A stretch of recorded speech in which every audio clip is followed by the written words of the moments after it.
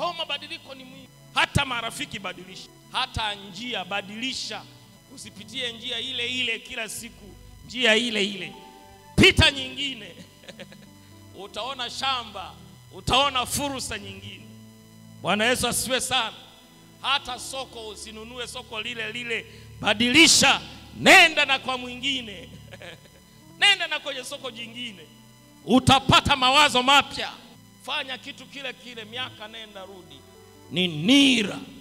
Na watu wako wengi tu wamefungiwa nira. Kuta anafanya kazi ile ile, haimsaidii tena. Kwa watu wa Mungu, mimi nashindwa kuelewa. Unajua kuna watu wengine imani zao, nafikiri nayo hiyo ni imani potofu. Wewe unaona kabisa hii kazi, kwa kweli hii kazi siwezi kutoboa, siwezi. Lakini umeng'ang'ania, asubuhi umeamka hiyo. Kwa nini usitafute kazi nyingine? Mchungaji Masala alishashuhudia hapa.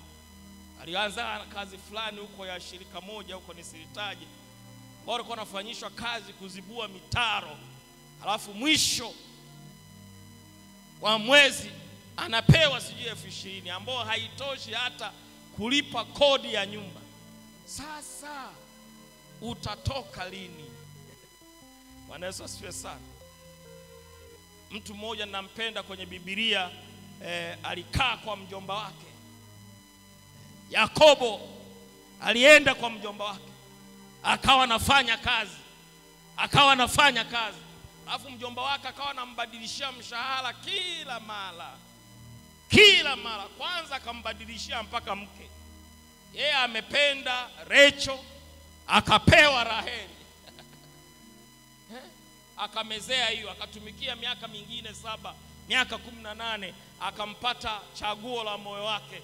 Wakaendelea kuishi.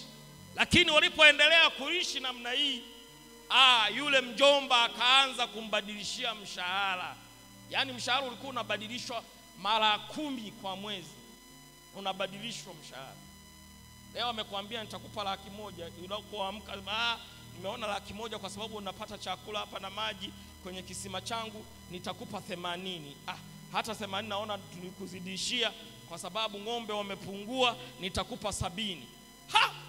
Siku moja Yakobo akashtuka, akasema, mjomba Labani, najua kabla sijaja kwenye nyumba yako ng'ombe wako walikuwa kidogo, familia yako ilikuwa hafifu, lakini nilipoingia kwenye nyumba yako ng'ombe zikapanuka, watumwa wakaongezeka.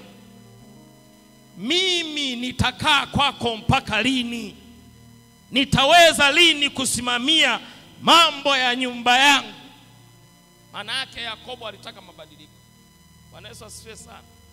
Kwa tafuta mabadiliko katika maisha yako kila wakati, ili uondokane na hiyo nira ya maisha ya mazoea.